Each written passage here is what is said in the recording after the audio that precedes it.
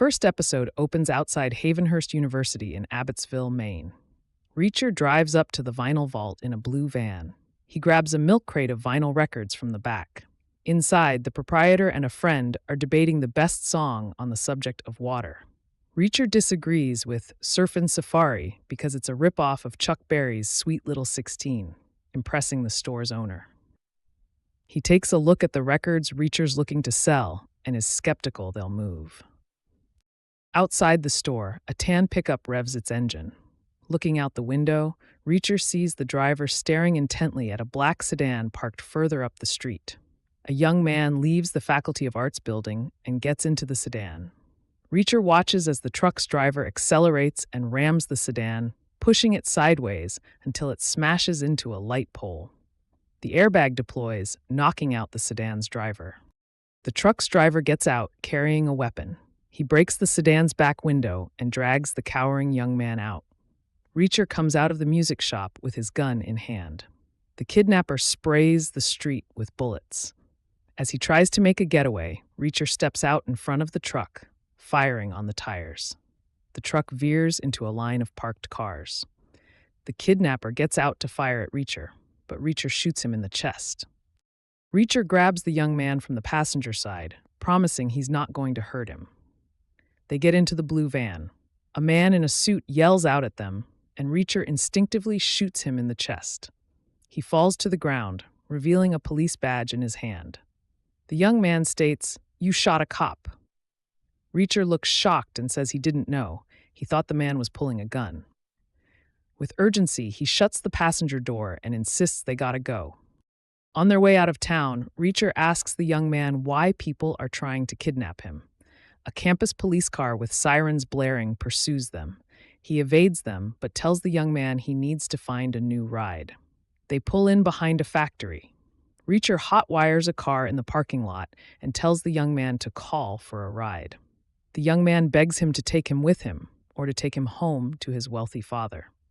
He tells Reacher that his father will help him to repay him for preventing the kidnapping attempt. He admits this isn't the first time someone's tried to kidnap him. 5 years ago, he was kidnapped.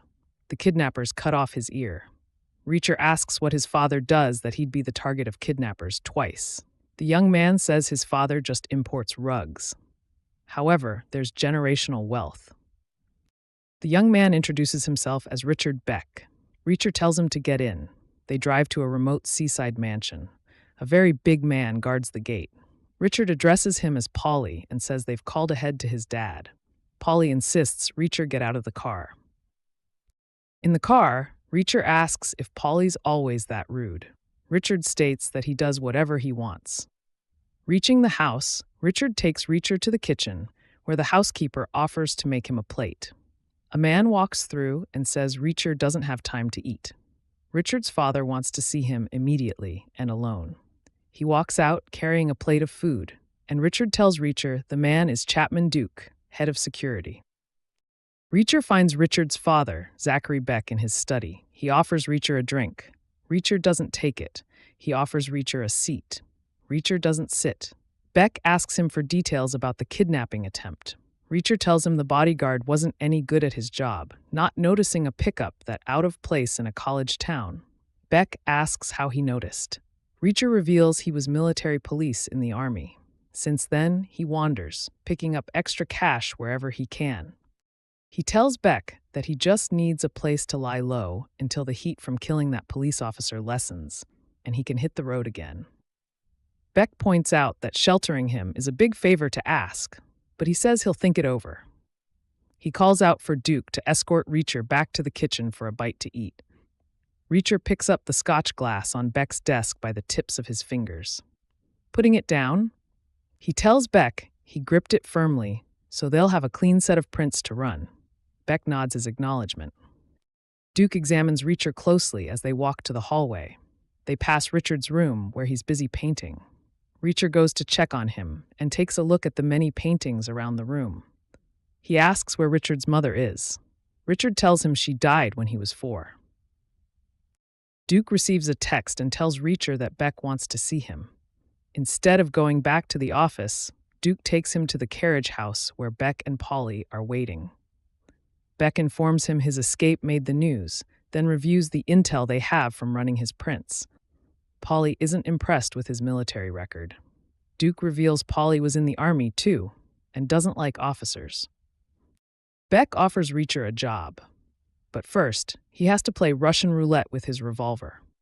Reacher protests that this isn't standard hiring practices. With no other choice, Reacher loads the bullet, puts the gun to his temple, and pulls the trigger. Beck thinks that it's done, but Reacher spins the barrel 3 more times, putting the gun to his temple and pulling the trigger after each spin. Before the 5th pull, Beck grabs the gun from him. Beck welcomes him to the team and leaves with Paulie. Reacher puts his hand out for Duke to return his revolver, but Duke refuses, calling him crazy.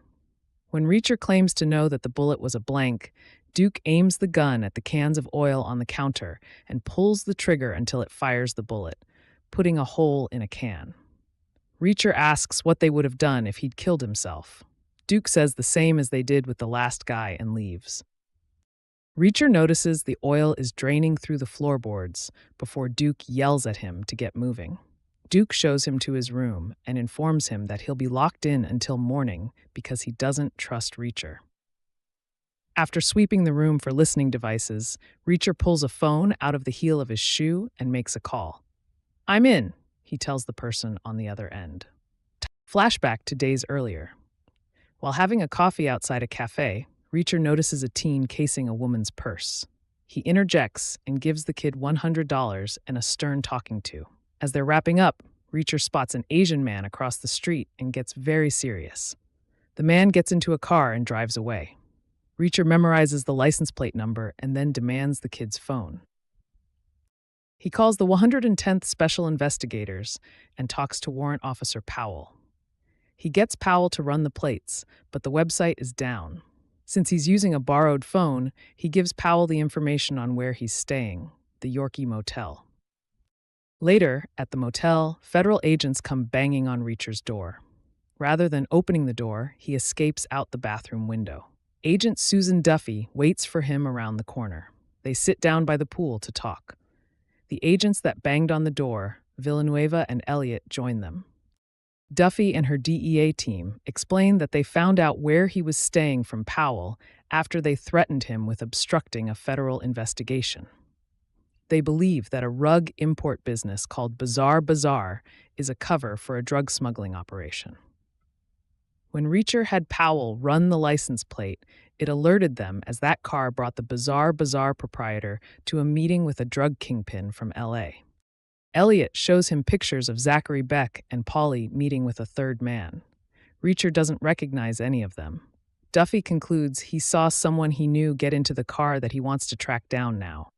Reacher refuses to help them or answer questions until they check medical records around Lytton, Virginia, on or just after March 13, 2012. He wants to know if there's record of an Asian American man in his 40s with injuries consistent with a small caliber gunshot wound to the head, a high fall, and drowning. That night, Reacher's standing in his motel room in his underwear when the phone rings. The next morning, the team informs Reacher that his guy was found by a beachcomber. The doctors believe the freezing cold water saved him. He recovered over the next 6 months, but claimed amnesia. Elliott hands Reacher a file that includes a photo of the man in recovery. Duffy jumps on Reacher's expression on seeing the photo and demands to know what he knows. Reacher informs her the man is Lieutenant Colonel Francis Xavier Quinn, military intelligence. He was selling military secrets to hostile nations. Duffy deduces that Reacher saw Quinn in Beck's car and wants to find him. She invites him for a walk. Alone together, she explains that she screwed up on the case of the LA drug dealer because they messed up the warrant. The DEA pulled them off the case, but she's pursuing it off the books. She planted a confidential informant, Teresa Daniel, in Beck's household, and she went missing a week ago. Duffy shows him a picture of Teresa wearing big hoop earrings. She wants him to infiltrate Beck's organization and find Teresa. Reacher tells her that if Teresa was taken by Quinn's people, she is probably already dead. He says that Quinn is the single worst person he's ever known. Duffy outlines her plan to get Reacher into Beck's stronghold, staging a kidnapping attempt on Richard Beck. In the motel room, they collaborate on the details. Rather than killing the bodyguard, Reacher suggests they'll have to hold him indefinitely. The DEA agents hesitate at that. Elliot volunteers to play the kidnapper. Duffy tries to talk him out of it, but he insists because he was the one that screwed up the warrant. To prevent Richard from going to the cops, Reacher says he needs to kill a cop. Furthermore, to sell the fight, he plans to mix live ammo in with the blanks. He scrapes a notch into the bullet chamber of his revolver so he'll always know where the blanks start. Villanueva sets him up with the records and a way to steal and hotwire the second vehicle. By the motel pool, Reacher runs through the last few problems he sees in the plan. Duffy provides him with the shoes with a pocket heel and the phone. In the present day, he checks in with Duffy, describing the job interview and the Russian roulette, reminding her that he'd marked a chamber earlier. By loading the single bullet in that chamber, he always knew where it was. Duffy debriefs him on the bodyguard tied up in the other room of the cabin where they're holed up. Reacher tells her Duke took a plate of food outside, and he believes there's a hidden cellar under the carriage house. That might be where they're hiding Teresa. He plans to investigate in the middle of the night. At 3 a.m., he climbs out his window, over the rooftop, and down the side of the house. In the hidden cellar, he finds a half-eaten plate of food and a hoop earring. He calls Duffy and lets her know Teresa was there.